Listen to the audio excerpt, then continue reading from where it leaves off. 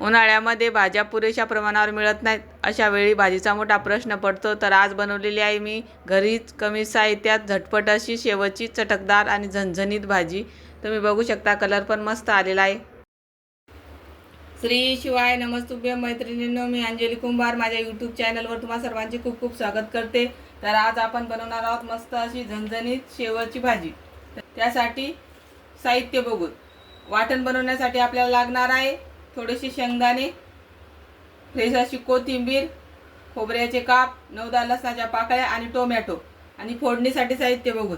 इथे मी घेतलेले आहेत 2 कांदे कट करून, चिमूटभर हळद, 1 छोटा चम्मच धनेपूड, 1 छोटा चम्मच जिरेपूड, 1 छोटा चम्मच गरम मसाला, गरजे इतकं लाल तिखट, 9-10 कढीपत्त्याची पाने, 1 चम्मच कांदा लसूण मसाला. वाटण बनवण्यासाठी थोडेसे शेंगदाणे भाजून घेऊ. शेंगदाणे मस्त ब्राऊन कलर येईपर्यंत भाजून घ्यायचे. शेंगदाण्याला मस्त डाग पडलेले आहेत. शेंगदाणे मस्त गोल्डन कलरवर भाजल्या गेलेले आहेत. आता आपण एका प्लेटमध्ये काढून घेऊ. आता याच कढईमध्ये खोबरं भाजून घेऊ. खोबरं भाजताना थोडंसं तेल घालायचं,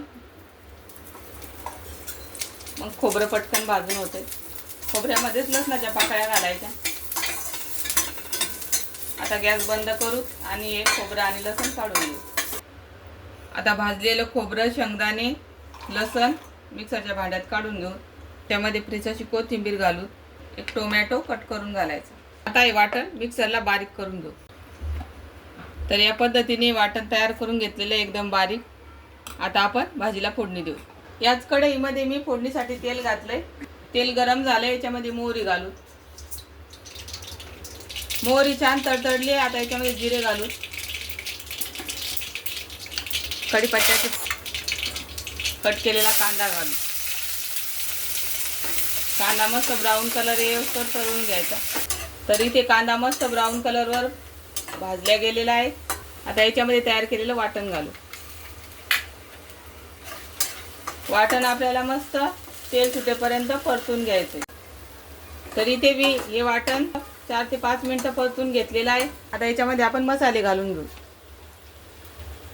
हळद, धनेपूड, जिरेपूड, गरम मसाला, तिखट, कांदा लसूण मसाला. आता हे सर्व मसाले या वाटणामध्ये छान तेल सुटेपर्यंत परतून घ्यायचे. तरी इथे मसाले मस्त परतल्या गेलेले आहेत. आता याच्यामध्ये गरम पाणी घालायचं. तरी इथे तुम्हाला रस्सा किती करायचा त्यानुसार पाणी घालायचं. चवीपुरतं मीठ घालू आणि याला उकळी काढून घेऊ. तरी इथे आपल्या या रस्स्याला मस्त उकळी आलेली आहे. आता आपण याला 5 मिनिटं झाकून ठेवू. तर झाकण कधी पण या पद्धतीने ठेवायचं, म्हणजे मग याची वाफ बाहेर निघेल आणि भाजी मस्त कमी गॅसवर उकळल्या जाईल. तर 6-7 मिनिटं झालेली आहेत आणि आपला रस्सा मस्त उकळलेला आहे. तुम्ही बघू शकता किती मस्त तरी आलेली आहे. कोथिंबीर घालायची. तर वरतून थोडीशी कोथिंबीर घालायची आणि गॅस बंद करायचा. तरी ते तयार झालेला आहे मस्त आपला रस्सा. आता हे आपण सर्व करू. तर बघू शकता किती मस्त तरी आलेली आहे आपल्या शेवभाजीला. आता तुम्हाला लगेच जेवायला बसायचं असेल तर तुम्ही लगेच सर्व करू शकता. आणि तुम्हाला जर थोड्या वेळाने जेवायचं असेल तर तुम्ही परत हा रस्सा गरम करायचा आणि नंतर सर्व करायचा. तर आता आपण ही सर्व करू. तर अगोदर प्लेटमध्ये रस्सा काढून घ्यायचा आणि मस्त वरतून अशी शेव घालायची.